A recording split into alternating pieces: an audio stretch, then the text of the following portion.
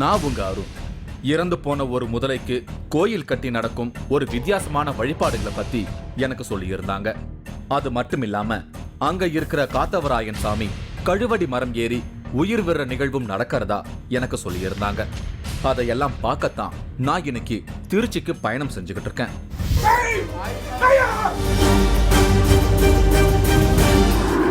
முதலைக்கு கோயில் கட்டி வினோத வழிபாடு. கழுவடி மரத்தில் ஏறி உயிர் துறக்கும் காத்தவராயன். ஒரு 21 சுத்தி வர சொல்லு. வந்து பொட்டனத்தையும் வாங்கி சொல்லு. வாங்கி திங்க சொல்லி சரியா போயிடும். வாத்தலை கிராமத்தில் அரங்கேறும் அமானுஷ்யங்கள்.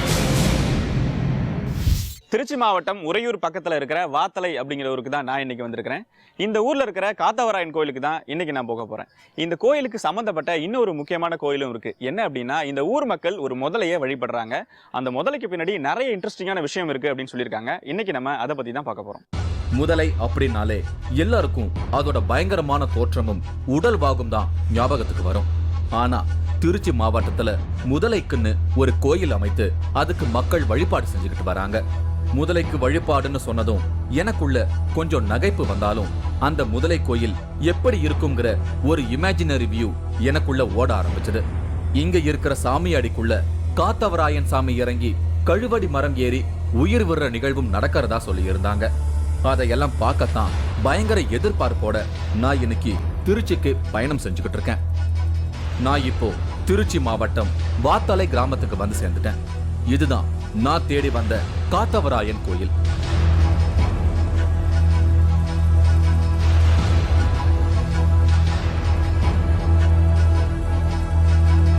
பார்க்கிறதுக்கு கொஞ்சம் பழமையான கோயில் மாதிரி தான் இருக்கு. ஊருக்குள்ள கொஞ்சம் ஒதுக்குப்புறமா இல்லாம மெயின்லேயே இருந்ததால கோயிலை தேடி அலையிற வேலை கொஞ்சம் மிச்சமாச்சு. நான் கோயிலுக்குள்ள போனேன். அது பூஜைக்கான நேரம். உள்ள நிறைய பேர் இருந்தாங்க. கருவறையில காத்தவராயன் சிலைக்கு அழகா அலங்காரம் பண்ணி இருந்தாங்க. காத்தவராயன் பக்கத்துல ஸ்ரீ ஆரியமாலா, ஸ்ரீ ஒந்தாயின்னு 2 பெண் தெய்வங்கள் இருந்தாங்க. பூஜை வேலைகள் முடிஞ்சதும் உள்ள இருந்த மக்கள் கொஞ்சம் பேர் வெளியே வந்து வரிசையா நின்னாங்க. எனக்கு ஒண்ணும் புரியல. ஏன் திடீர்னு எல்லாரும் வெளியில வந்து நிக்கிறாங்கன்னு எனக்குள்ள கேள்விகள் எழுந்தபடியே இருந்தது. ஏன் இப்படி நிக்கிறீங்கன்னு யாரையாவது கேட்கலாம்னு பார்த்தா எல்லாரும் ஒரு விதமான வைப்ரேஷன் மோடுல இருந்தாங்க. சரி வேணா, இங்க என்ன நடந்தாலும் அத பொறுமையா இருந்து பார்ப்போம்னு வெயிட் பண்ண. அங்க இருந்த எல்லாருக்கும் பூசாரி சந்தனம் கொடுத்தாரு. எல்லாரும் அதை வாங்கிக்கிட்டாங்க. சிலர் அத உடம்புலையும் தேய்ச்சுக்கிட்டாங்க. இப்படி சந்தனத்தை உடம்புல தேய்ச்சுக்கிறவங்க மட்டும் பார்க்கறதுக்கு ஏதோ மூட் அவுட்ல இருக்கிற மாதிரி இருந்தாங்க. இனிதான் இங்க முதலை கோயிலுக்கு பால் கொண்டு போகும் நிகழ்வு நடக்க போறதா எனக்கு சொன்னாங்க. முதலைக்கு பால் கொண்டு போறாங்கன்னு சொன்னது எனக்கு கொஞ்சம் பயமா இருந்தாலும் இன்னைக்கு அங்க இருக்கிற முதலைய பார்க்க போறோம்னு எனக்குள்ள ஒரு சந்தோஷம் வந்தது. வெயிட் பண்ண. இங்க சிலருக்கு மட்டும்தான் பால் சொம்ப கொடுத்தாங்க. சரி, இதுக்கும் ஏதாவது சூட்சமம் இருக்கும்னு நான் அங்க நடக்கிறத விடாம பார்த்தபடி இருந்தேன். அப்புறம் தான் தெரிஞ்சது அவங்க எல்லாரும் சாமியாடிகள்னு. இவங்க எல்லாரும் தான் இன்னைக்கு இங்க அருள் இறங்கி வாக்கு சொல்லுவாங்கன்னு எனக்கு சொன்னாங்க. உடுக்கை அடியோட பாட்டு பாடி அங்கிருந்து கிளம்புனாங்க. அங்கிருந்து கிளம்புன கூட்டம் கோயிலை சுத்தி வர மாதிரி கோயிலுக்கு பின்புறமா போனாங்க. அவங்கள பின்தொடர்ந்து போனேன். திடீர்னு அங்க ஒரு இடத்துல நின்னு பாட்டு பாட ஆரம்பிச்சாங்க. அவங்க பாடுற பாட்டு தியாகராஜ கீர்த்தனை மாதிரி இருந்தது. ஆனா உடுக்கை அடிக்கு அந்த பாட்டு ரொம்ப கான்ட்ராஸ்டா இருந்தது. மலையாளி வருக அண்ணர் பெரியண்ணர் வருக அயர்பாடி வெள்ளிலமுதம் கிரகித்துண்டைய ஆயகோபாலன் வருக.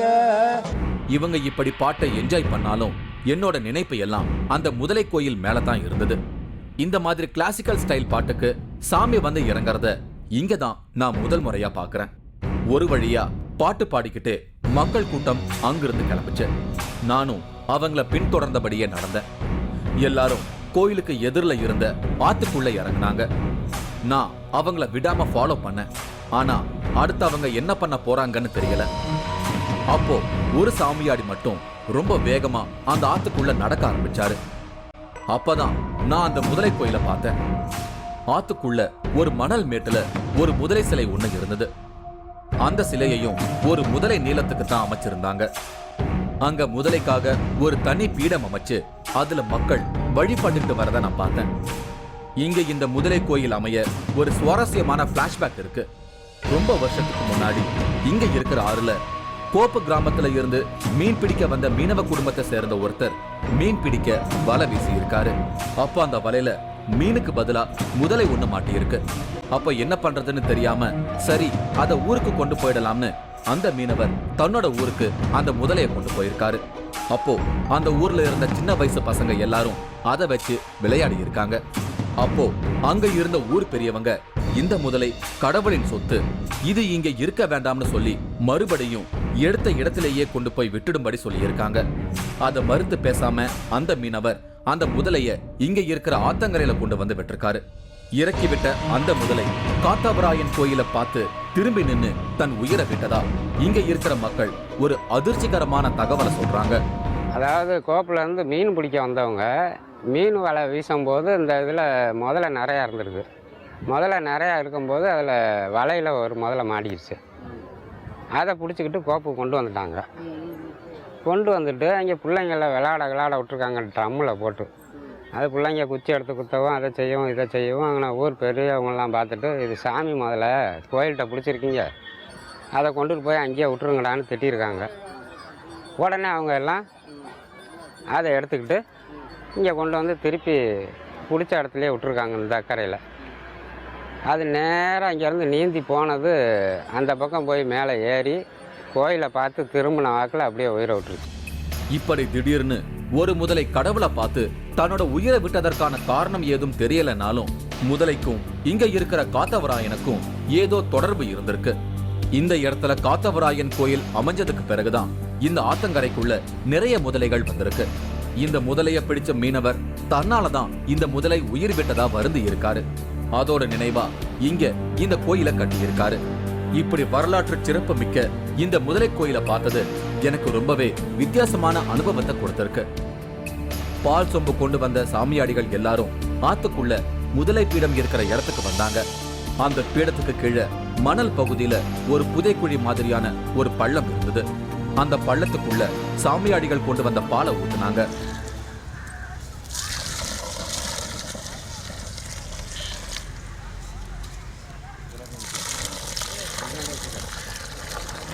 அங்க இருந்த குழிக்குள்ள பாலை ஊத்துனதும் அந்த சொம்புல கொஞ்சம் தண்ணீர் கலந்து அதை அங்க வந்திருந்த எல்லாருக்கும் பிரசாதமா குடிக்க கொடுத்தாங்க. ஒவ்வொரு மாசமும் பிறக்கும்போது அந்த முதல் நாள் அன்னைக்கு இந்த முதலைக்கு வந்து அவங்க பால் வச்சு பூஜை பண்றாங்க. அந்த பாலை பிரசாதமா வாங்கி குடிக்கிறதுக்காக அந்த ஊர் மக்கள் நிறைய பேர் அங்க வராங்க. ஏன் அப்படின்னா பல வருஷங்களா குழந்தை இல்லாதவங்க, ரொம்ப நாள் நோயால பாதிக்கப்பட்டிருக்கவங்க, இவங்க எல்லாருமே இந்த பாலை வாங்கி குடிச்சாங்க அப்படின்னா அவங்க பிரச்சனைகள் உடனே சரியாகுது அப்படிங்கிறது இங்க உள்ள மக்களோட நம்பிக்கை.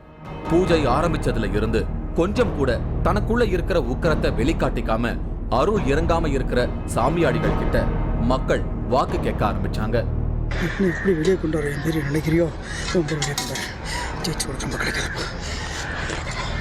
போற வழியில ஒரு சாமியாடி கிட்ட அவர் வச்சிருந்த பாலை வாங்கி குடிச்சாங்க. சிலர் அத வாண்டடா தங்களோட முகத்துல அடிக்க சொல்லி நின்னாங்க. மறுபடியும் எல்லாரும் கோயில் கருவறை கிட்ட கூடுனாங்க. உள்ள காத்தவராயனுக்கு தீபாராதனை காட்டினாங்க. நான் இந்த ப்ராஜெக்டை எடுத்துட்டு கிளம்புனப்போ எனக்கு கிடைத்த 2 தகவல்ல ஒண்ணு முதலை கோயிலை பார்க்கறது. அது இப்ப நிறைவேறிடுச்சு. இப்ப அடுத்து காத்தவராயன் கழுவடி மரம் ஏறுவதை பார்க்கணும்.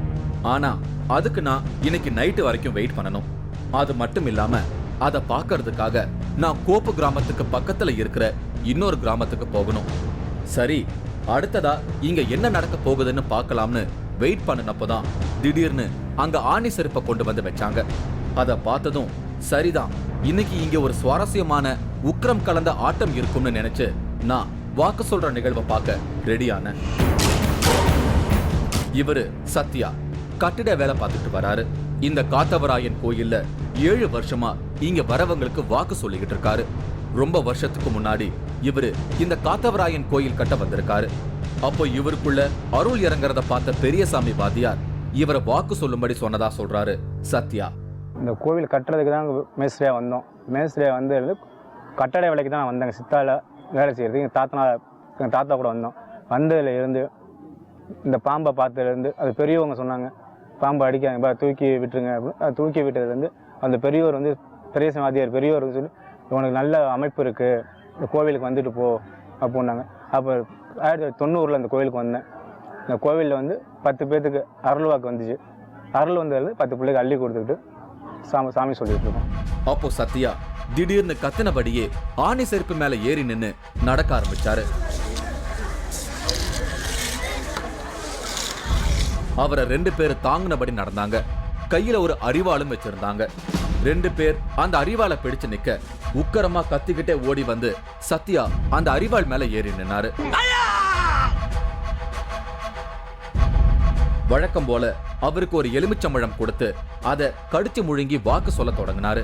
சொன்னதை போல உன் கழுத்துக்கு நடத்தி கொடுத்தேன், என் கழுத்துக்கு அழகு பார்த்தேன், பேசு மணி கேட்டேன், பேசு மணி கொடுத்தேன். இப்போ குழப்பையும் கொடுக்கணும், நிம்மதி இல்லை. அந்த நிம்மதியை பரிமாணம் கொடுப்பாராம், கொடுக்க மாட்டேன் புள்ள நடந்த போட. இவர் உக்கரமா வாக்கு சொல்றது கொஞ்சம் பயமா இருந்தாலும் அவர்கிட்ட வர மக்களோட ரொம்பவே ஃப்ரெண்ட்லியா பேசுறாரு. இவர் சொல்ற வாக்கு அத்தனையும் அப்படியே நேர்ல இருந்து பார்த்த மாதிரி சொல்றாரு. இங்க என்ன கஷ்டத்தோட வந்தாலும் இங்க வந்ததுக்கு அப்புறம் தங்களோட குறை நீங்கிடுறதா இங்க வர மக்கள் கிட்ட ஒரு நம்பிக்கை இருக்கு. இன்னைக்கும் இந்த கோயில்ல விபூதி வாங்கி பூசிக்கிட்டாலே குடும்ப கஷ்டங்கள் நீங்கிடும்னு தனக்கு நடந்த நிகழ்வை சொல்லி கண் கலங்கினாரு நீலகண்டன். அவங்க வம்சத்தில் வந்து பாட்டனுடைய வம்சத்தில் இந்த திருநூண்டு பிள்ளையா இருந்தாலும் சரி, அது கோமணம் கட்டக்கூடிய பிள்ளையா இருந்தாலும் சரி, அது பார்த்து ஒரு விபூதி அளிக்குன்னா அதுக்கு ஏகப்பட்ட மரியாதை உண்டு, அதுக்கு ஏகப்பட்ட மதிப்பு உண்டு. வாயால் வந்து சொல்லிட்டு கிடையாது, அள்ளி கொடுத்து நல்லா இருப்பேன், அதுதான் அவங்கக்கிட்ட ஒரு பெரிய இது. அவங்க வாயை திறந்து ஒன்று சொல்லுங்கிற அவசியமே கிடையாது. விபூதி மட்டும் கொடுத்தால் அது போதும். எல்லாமே அவர் ஆண்டவர் பார்த்துவார், பாட்டம் பார்த்து கொடுத்துருவார். அதுதான் உண்மை. தம்பி இருந்தா, தங்கச்சி இருக்குது, எல்லாத்துக்கும் கல்யாணம் ஆகணும், சாப்பாட்டுக்கு வழி கிடையாது, எப்படி பண்ணி கொடுக்க முடியும்? அவர் தான் எல்லாம் பண்ணி கொடுத்தாரு. உடல் ரீதியாக ஒன்றும் நல்லா இருந்தேன், ஒன்றும் இது கிடையாது, சாப்பாட்டுக்கு வழி கிடையாது, பிள்ளையெல்லாம் கல்யாணம் பண்ணி கொடுக்கணும், அப்பா அம்மா வயசாகிடுச்சு, நான் ஒருத்தன் தான் வீட்டுக்கு பெரிய பிள்ளை, என்ன பண்ண முடியும்? அவர் தான் அது எல்லாமே இருந்து மாப்பிள்ளை தேடி பொண்ணு தேடி எல்லாமே அவர் தான் இருந்து பண்ணி கொடுத்தாரு. குடு 90 அள்ளி குடு, 90 இருந்தா குடு, அள்ளி குடு, அள்ளி குடு, தின்னு அள்ளி காடிச்சு தின்னு. இருக்க மாடின்னு சொன்னா இல்ல பண்ணா வேற மாதிரி வரும்.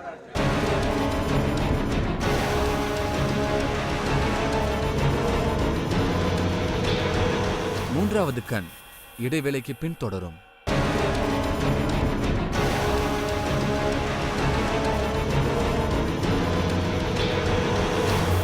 மூன்றாவது கண் தொடர்கிறது. இன்னைக்கு நான் திருச்சி மாவட்டம் உறையூர் பக்கத்துல இருக்கிற வாத்தலை கிராமத்துக்கு வந்திருக்கேன். இங்க இருக்கிற ஒரு முதலை கோயில நடக்கும் வினோதமான வழிபாடுகளை பார்க்கத்தான் நான் இப்போ இங்க வந்திருக்கேன். சத்யா அரிவாள் மேல ஏறி நின்னு வாக்கு சொல்லி முடிச்சதும் அவர்கிட்ட எல்லாரும் விபூதி வாங்கிக்கிட்டாங்க.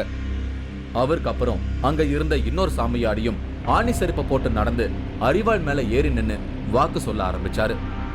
கத்திக்கிட்டே அரிவாள் மேல ஏறி நின்னு சாமியாடி கேமராவை பார்த்து இங்க வான்னு கையசைச்சாரு.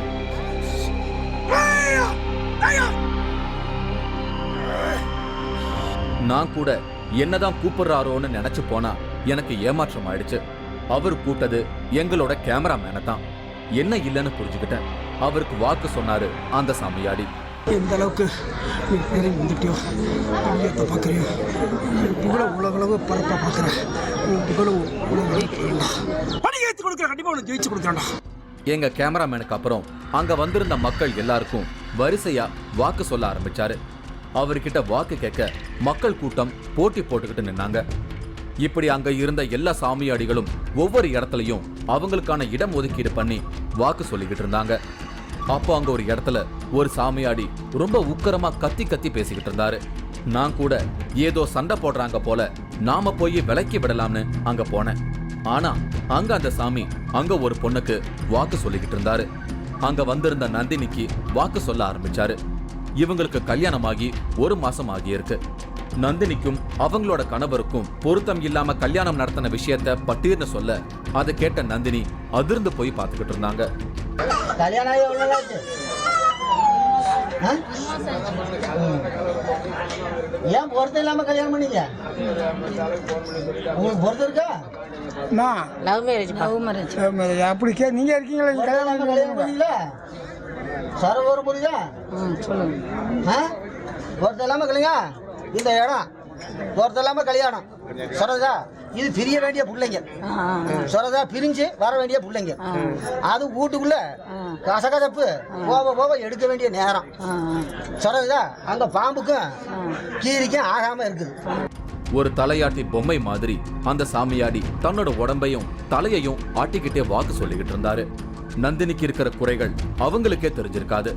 ஆனா ஒவ்வொன்னையும் நேர்ல பார்த்த மாதிரி அந்த சாமியாடி சொல்லிக்கிட்டு இருந்தாரு. அந்த பொண்ணுடைய விவரத்துல அதிகாரப்பட்ட ராஜன் பொண்ணு ஒன்னா சேர முடியாம அங்க ஓவத்திரியம் பண்ணிக்கிட்டு இருக்குது.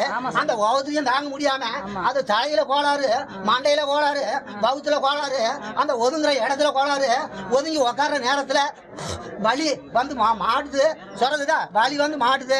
அது கொஞ்சம் நீத்து போய் அது இருக்க வேண்டிய கணக்கெல்லாம் இருக்கு. இது நெத்தத்தோட கோளாறுன்னு உங்க டாக்டர் கிட்ட காட்டினாலும் அந்த டாக்டரோட கோளாறுக்கு ஒண்ணு இல்ல, நெத்த நல்லா இருக்குது அப்படின்னு சொல்ல வேண்டிய வார்த்தையெல்லாம் அங்க நடந்துகிட்டு இருக்குது.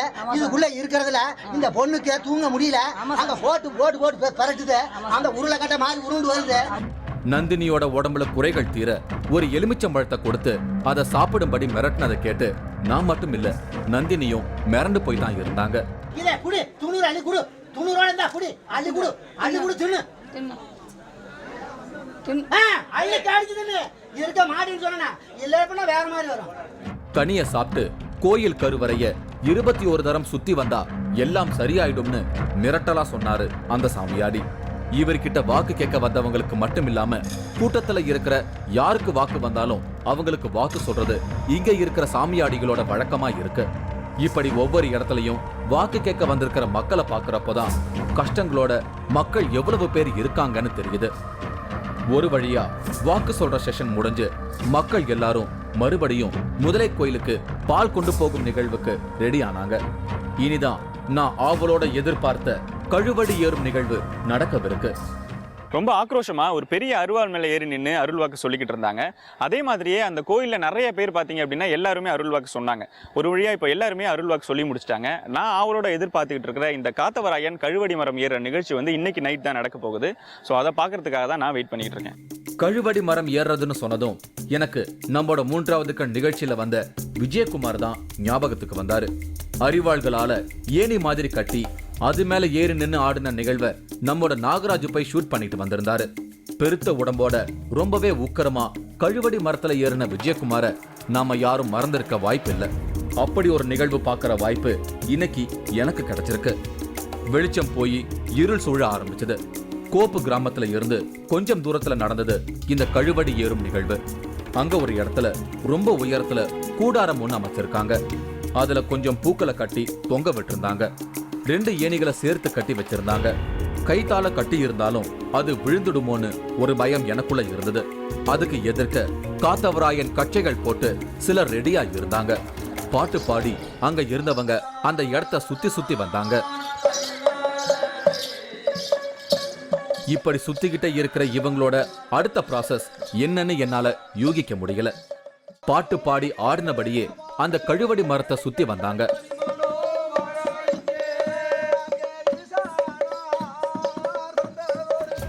அப்பதான் காத்தவராயன் கழுத்துல கட்டுற தூண்டில எனக்கு காட்டினாங்க. இந்த தூண்டில தான் இப்ப கழுவடி மரத்துல ஏறுற சாமிக்கு கட்டுவாங்கன்னு சொல்லி இருந்தாங்க. அங்க பாட்டு பாடி ஆடின எல்லாரும் கழுவடி மரத்தை சுத்தி வந்து நின்னாங்க. ஒருத்தர் மட்டும் கழுவடி மரத்துல ஏறினாரு. வயசு ரொம்ப இருந்தாலும் இவர் இப்படி ஏறது எனக்குள்ள கொஞ்சம் பயத்தை கொடுத்தது. அவ்வளவு உயரமா இருந்தது அந்த கழுவடி மரம். மேல ஏறி போய் அங்க அமைச்சிருந்த கூடாரத்துல அந்த சாமியாடி உட்கார்ந்தாரு. மேல போனதும் அவரோட ஆக்டிவிட்டிஸ் ஒரு மாதிரி உடம்பு சரியில்லாதவங்க கஷ்டப்படுற மாதிரி இருந்தது. நான் கூட அவருக்கு என்னமோ ஆயிடுச்சோன்னு நினைச்சேன். ஆனா இப்ப மேல போயிருக்கிறது காத்தவராயன். இவரோட உடம்புக்குள்ள காத்தவராயன் இறங்கி இருக்கிறதால தான் இப்படியெல்லாம் செய்யறதா எனக்கு சொன்னாங்க.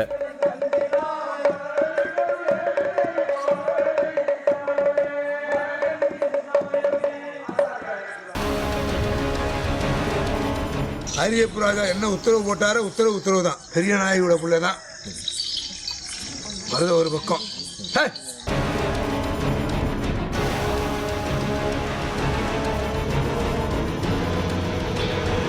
மூன்றாவது கண் இடைவேளைக்கு பின் தொடரும்.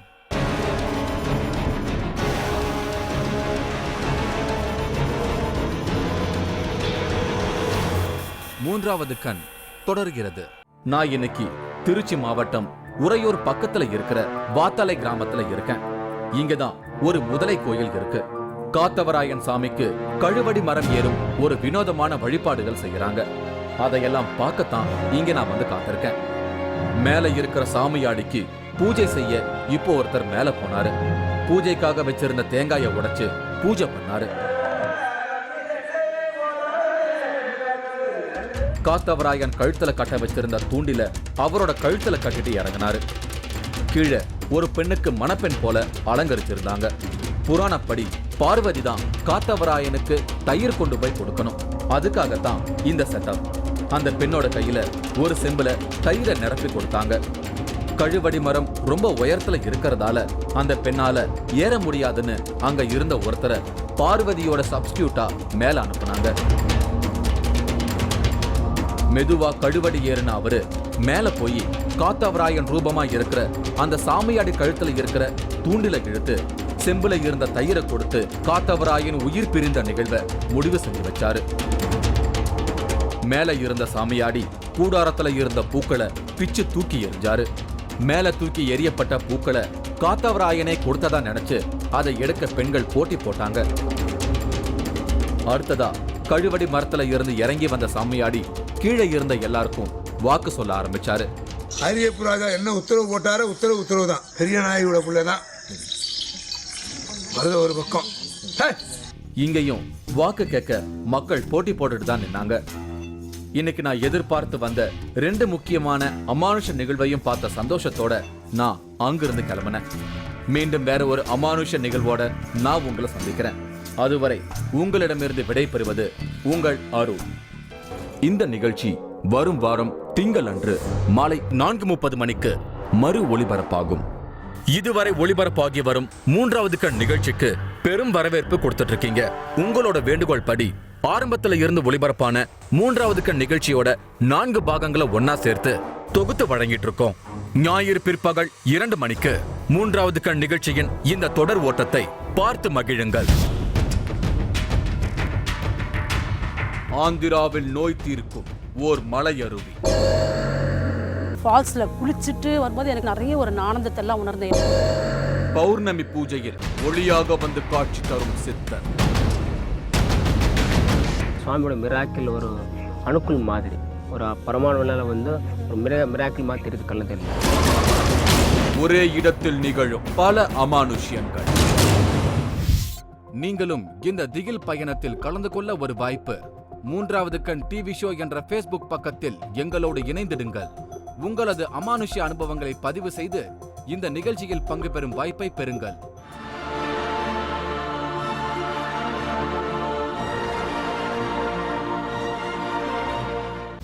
நான் பைத்தியக்காரனா? நீ காவடி எடுத்துன்னு போனியோ, சிவனை கும்பிட்டியோ, நீ அல்லாவை கும்பிட்டியோ, நீ கிருஷ்ணனை கும்பிட்டியோ எனக்கு தேவையில்லைங்க. இதை மிஞ்சின பொம்மை எதுவுமே கிடையாதுங்க.